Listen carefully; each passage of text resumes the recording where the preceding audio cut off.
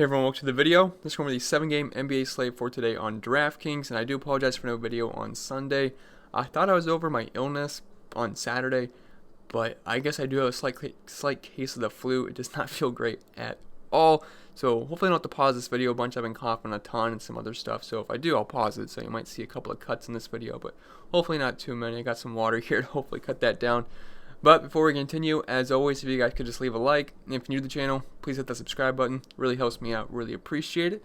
Also follow me on Twitter, at Pennell16, and if you're interested in the spreadsheets about every single night for the NBA season, links below description below for my Patreon. It's where I do all my projections. I update that all the way up until lock, and it's what I use every single night, and I've been having a pretty good season, so it's everything I use to help make these videos, and it's all the most up-to-date information, because like I always say, I do my best to supply you guys information that I think will be helpful to the slate, like the night before.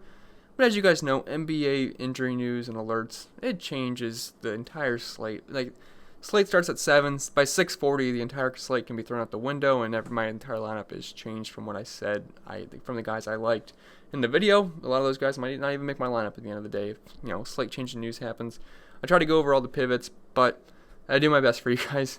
But I think that's just about it. Oh, you also get my Discord chat, defense first position chart, my cheat sheet, core plays, all that good stuff. Links in the description below for my Patreon. And without further ado, let's get into today's slate. So Karl-Anthony Towns, I don't see why he would play. He hasn't played in 13 games. So Andre Drummond, now he's not my most favorite spend up on this slate, but I like to go in an orderly fashion here. So we're gonna go down the list in order, and he happens to be the most expensive guy I want to talk about. So Andre Drummond, he comes in at 10,300. And yes, I know you're probably seeing that 19-point game versus Chicago. He absolutely screwed us in the last game. He was one of my core plays because, he's playing Chicago. I mean, of course he's going to smash Chicago, right? One of the worst teams in the league versus centers. Miles Turner got like 60 points versus them the other night. No, this guy wants to go get ejected. What was it? I forget when he got ejected. Was it like first minute in the second half? Yeah, I don't think it was in the second quarter. I think it was in the second half. But he was like 68% owned. And that was just in GPP. So absolutely screwed the day up. And I actually just finished outside the GPP line that day too, so it absolutely sucked. Andre Drummond screwing us all, but I'm willing to forgive here. You gotta have a short memory in DFS. Now if he gets ejected again, obviously it's gonna suck, but I can't project him if he's gonna get ejected or not. If I could, we would print money over here, but we cannot project ejections. But if he plays a full complement of minutes here versus New Orleans, he should have a pretty good game here. It's a really good matchup versus the Pelicans. They're the 6th worst defensive team so far this season. It's a big pace at spot as well. Pelicans are 5th in pace of play, while Detroit is 24th, and he's at 1.4 points per minute, over about a 25% usage rate. And Derek Favors, he's questionable, and he's one of the better defenders on that team, so if he's out, just even softens it up a little bit more. I think he'll be able to body up Jackson Hayes, so Andre Drummond will become a pretty solid play on this slate. But my favorite spend up on the slate, and it's not even close, it's LeBron here at 9,500. I actually just tweeted about this a little bit ago. This makes second. As I was saying, this price just makes absolutely no sense to me. I think I tweeted that LeBron, he's 9,500 versus Cleveland with AD questionable. Makes absolutely no sense to me. The pricing is kind of a joke. But we will definitely take advantage here. And actually, his pricing was really low in the last game. Now, he ended up missing the game because of an illness, or I believe a cold, but he's going to be good to go. He is listed as probable.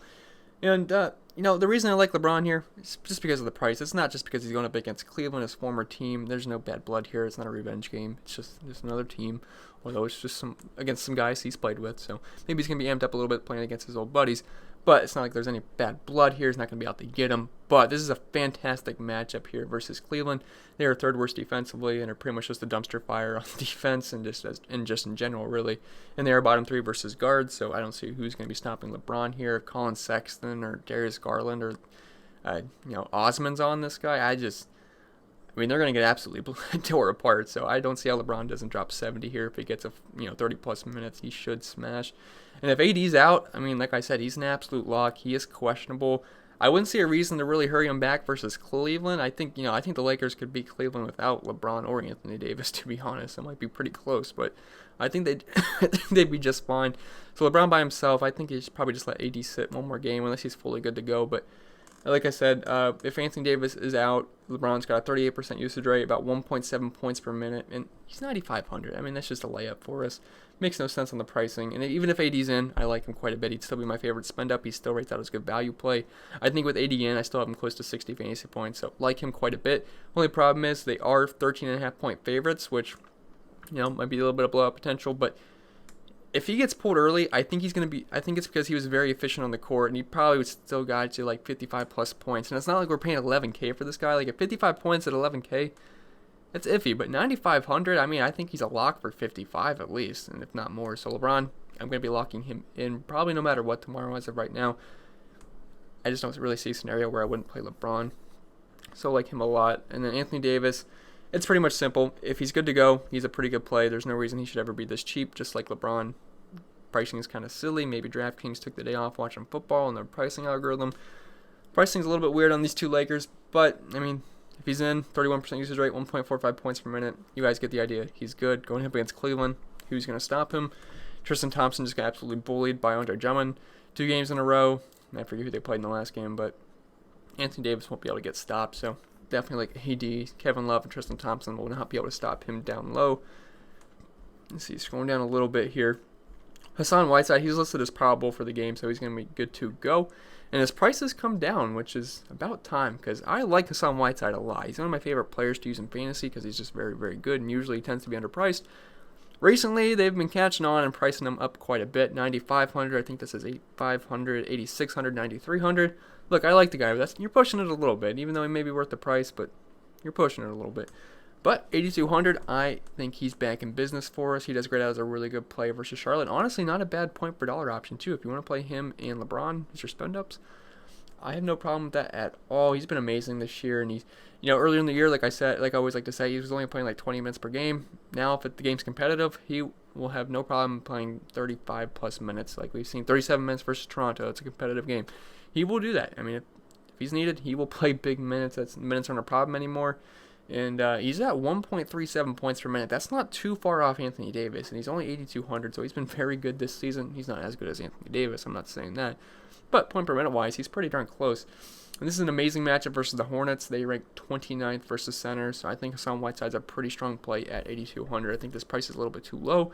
If I had to price Hassan Whiteside, if I was DK and I was in charge of pricing Hassan Whiteside, I'd probably make him like 8,600, 8,700 tonight, because at that price, you're thinking about it. But 8,200, that's a little easy. I think it's pretty easy to plug Hassan Whiteside in if we have enough value on tonight's slate. Brandon Ingram, I think he's fine at 8,100. So I actually played him in the last game versus Boston because everybody was out for the Pelicans.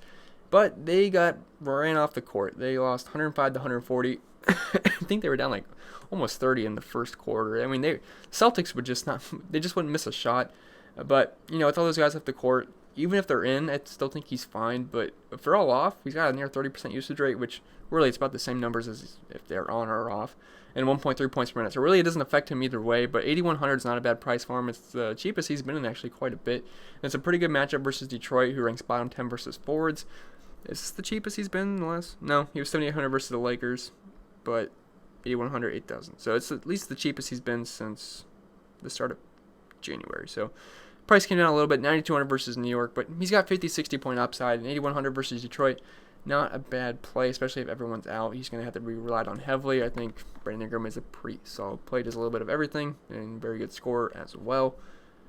Jayson Tatum, he went nuts. He was one of the reasons that Brandon Ingram didn't get to see a full complement of minutes, because Jayson Tatum was destroying. I think he had 63 fantasy points, 41 points, 16 for 22, 6 for 9 from the 3. I wish he did that when I played him. He doesn't do anything when I play him, but I'm not going to point chase here. It's a really good matchup versus Chicago. They just get crushed by power forwards, but the price came down, but I don't think I'm not going to go there. I think people might point chase that. I just think there's better options in the slate, but he does have upside, but I don't think I'm going to go there tonight personally. Let's see. What do I want to talk about? I know who I want to talk about. I just can't find him. Al Horford. So I think he's a pretty strong play at 6,800.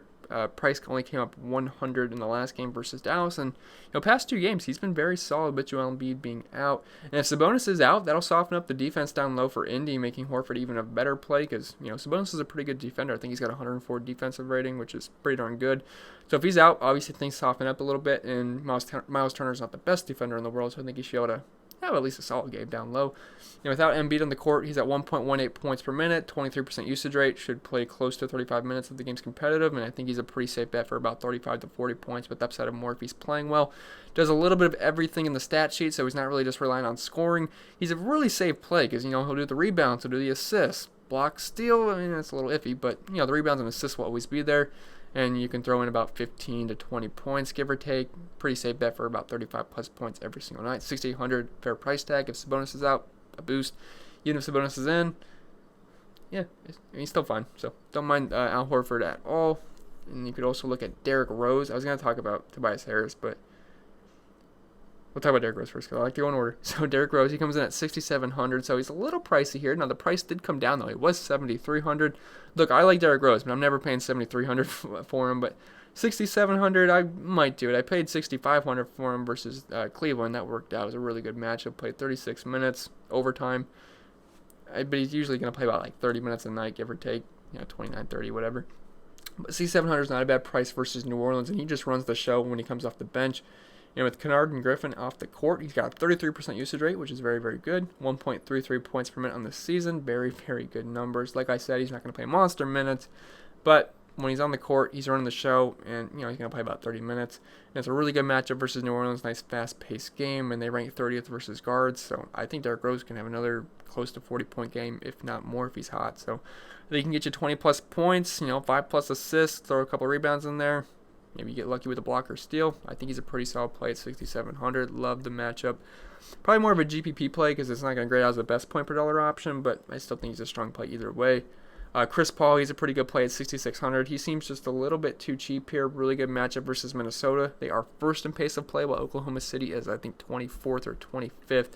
So it is a massive pace-up spot. I think it's the biggest pace-up spot on the entire slate. So love getting guys when, pace-up spot. I said that a lot in the past 10 seconds, so I'm sorry, but it's true. And they're also bottom 10 versus guards, and he's at 1.13 points per minute on the season, 6,600. 35-plus points. I think that's a pretty safe bet for Chris Paul, so I don't mind him. He's been playing pretty well recently, too. Tobias Harris with Joel Embiid off the court. He gets another boost just like Al Horford. Those are like the two main guys that get boost, as well as Josh Richardson. But Josh Richardson's price came up quite a bit, so I don't have too much interest. I'd much rather play Harris or Al Horford, which I think are a little bit safer plays. But if you want 35 points or about 35 points at a mid 6K price, that is what Tobias Harris does. If you look that up in the dictionary, his name should pop up because that's what the guy does pretty much every single night. But for real though, he does get a pretty nice boost with no Joel Embiid, 1.19 points per minute, which is the highest on the team, and a team high 26.1% usage rate as well. So he should grade out as one of the best plays on these Philadelphia 76ers when Embiid is out, and it's going to be the case. Just a little bit of everything. He had 10 rebounds in the last game, only 1 assist, but 20 points. He's more of a scorer more than anything, but he can throw in a couple of rebounds and a couple of assists as well. So Joel Embiid, don't mind him. Not the greatest matchup versus Indy, but again, if Sabonis is out, it's a boost because he's a pretty solid defender. But they are a solid defense just overall, but I don't mind Tobias Harris. I think he'll be fine. Boston's a pretty good defense, and he still had 33 points, so I think he'll be fine.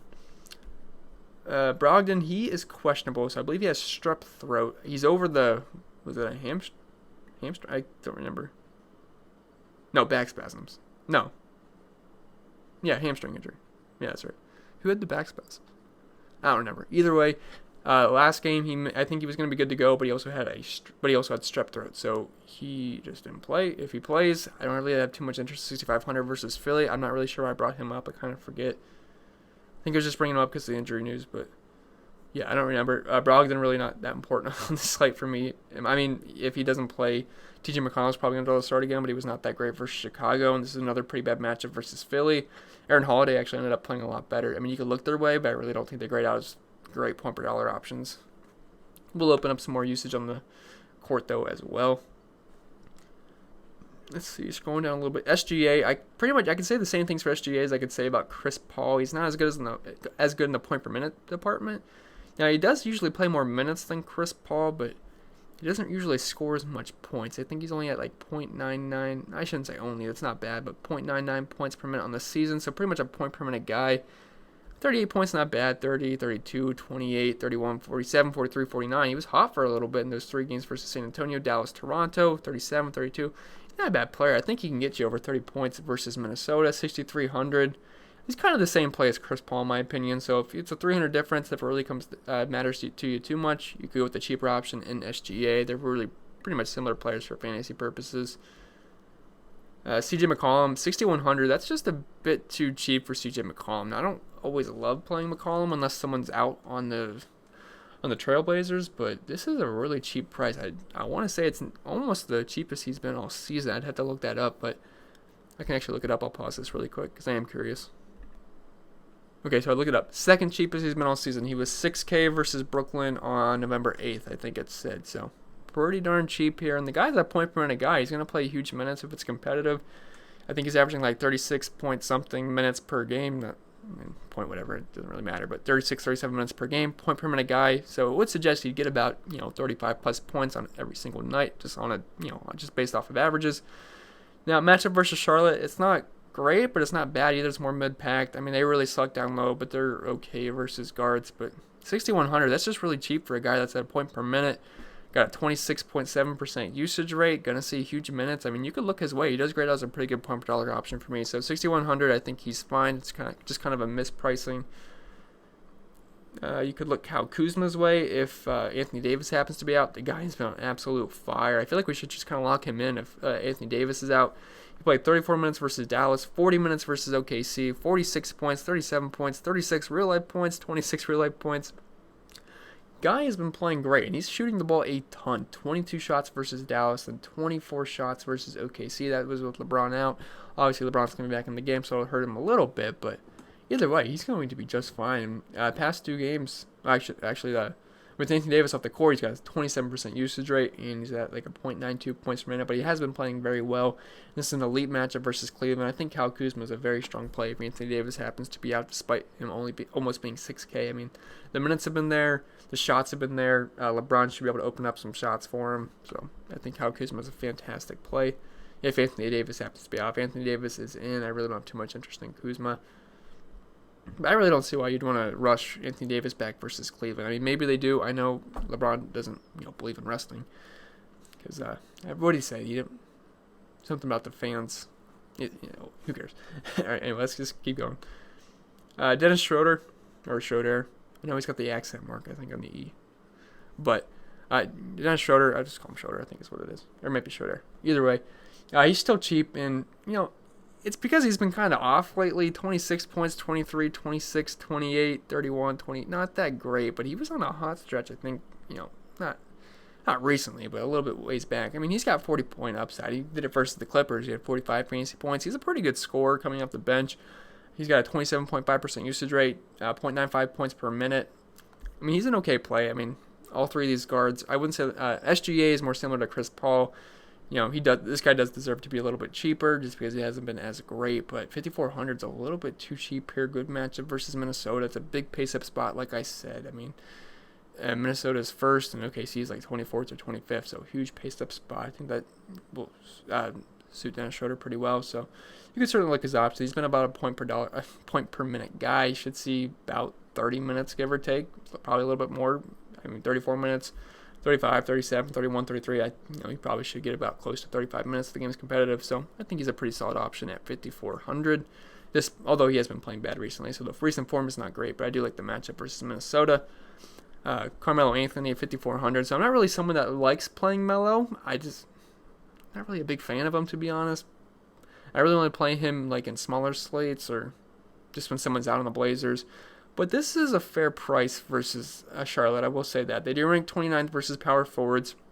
And we might squeak out a double-double here. And he does have nights where he gets hot. Like versus Toronto, he was 5 for 8 from deep, 10 for 17 from the field, 28 points, 44 fantasy points.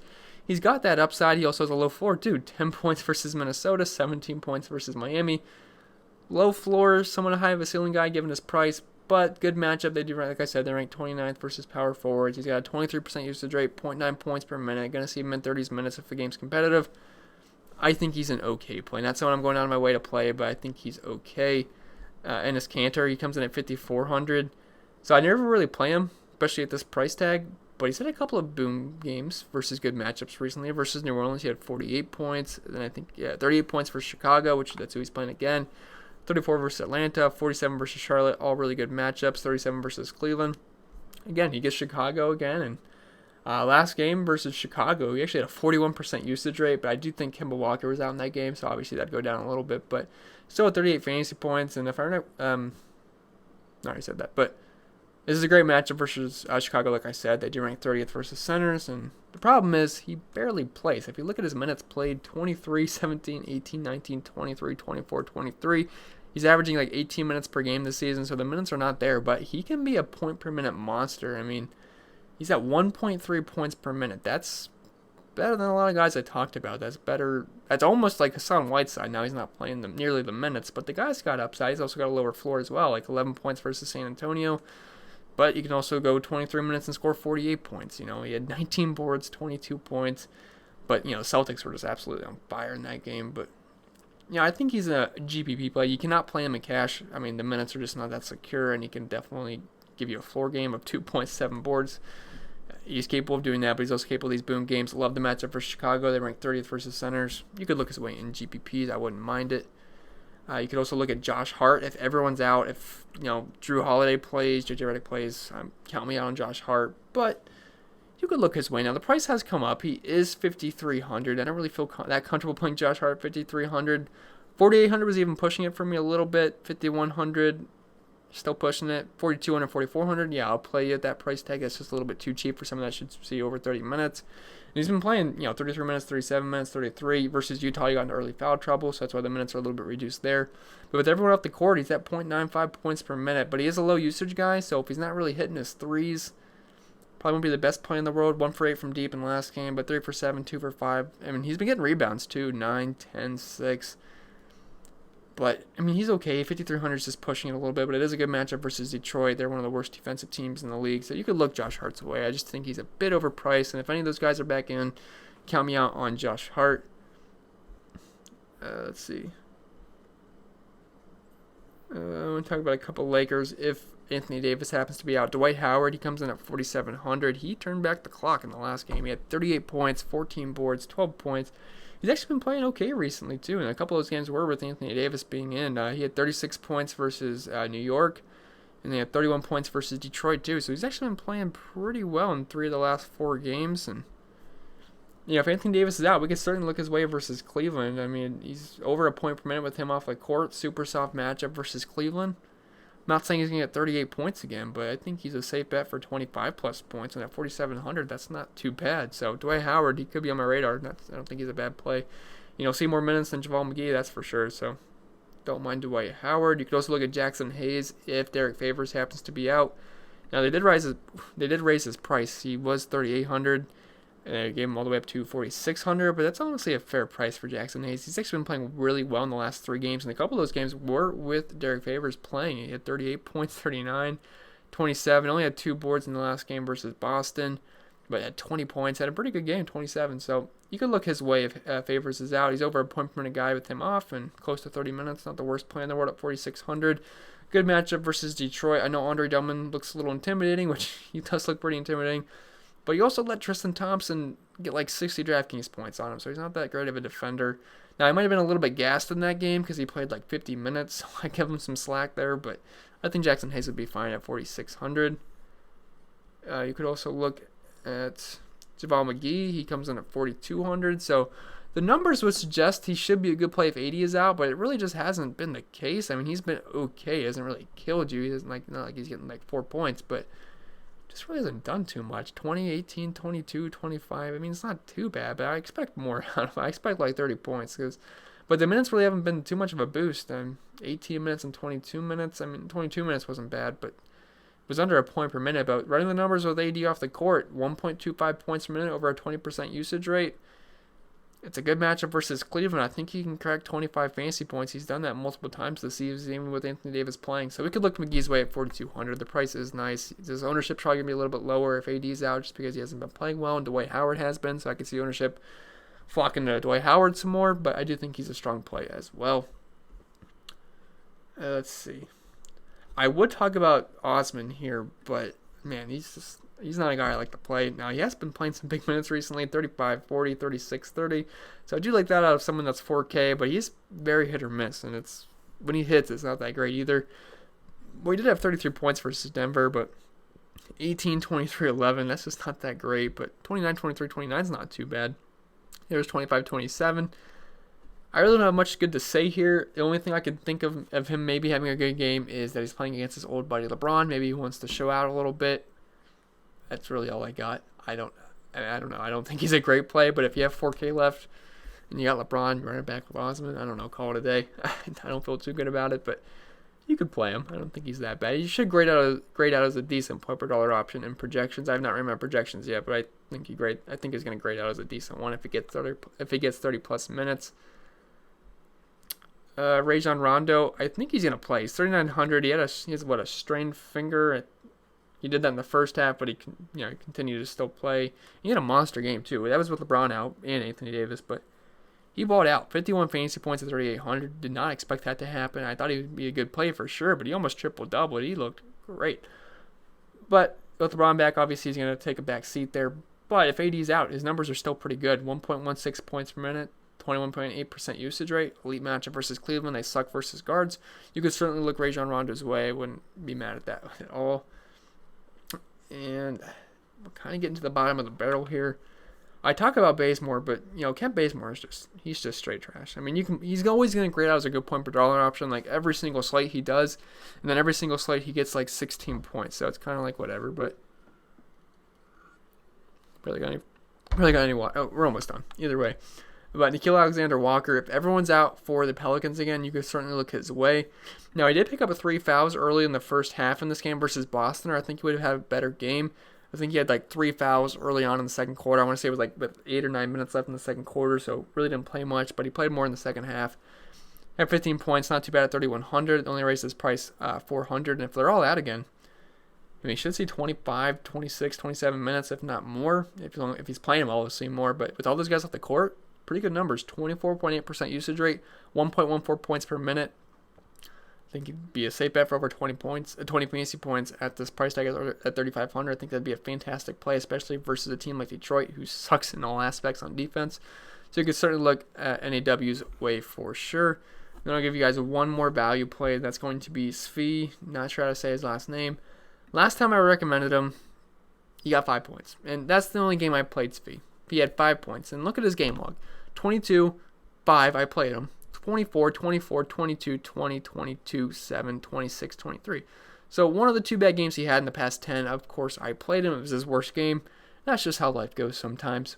But he should play close to 30 minutes depending on how he's playing. And I think he's not a safe bet for 20, but he's been, 8 out of his 10 last games, he's got over 20 fantasy points. It's a fantastic matchup here versus New Orleans. Nice fast-paced matchup. They suck versus guards. You could definitely look Svi's way at near min price at 3,200. Like he was in that 4K range. And I was all the way down to 3,200 versus New Orleans. So, he doesn't really have to do much to hit value here. So he's not really that much of a liability. If he gets like 24 points at this price tag, you are going to be jumping out of your seat. So don't mind Svi if you need a value play. Now, I think that's going to be pretty much it for this video, guys. I hope I made sense. I am sick, so I might have rambled on about stuff I didn't want to talk about. But, oh my gosh, this was 28 minutes. That was a very long NBA video. But I hope this video was helpful. If it was, remember to leave a like. If you're new to the channel, hit that subscribe button. Really helps me out. Really appreciate it. You also follow me on Twitter at Pennell16. Check out the spreadsheets available in the link in the description below. And I'll see you guys in the next video.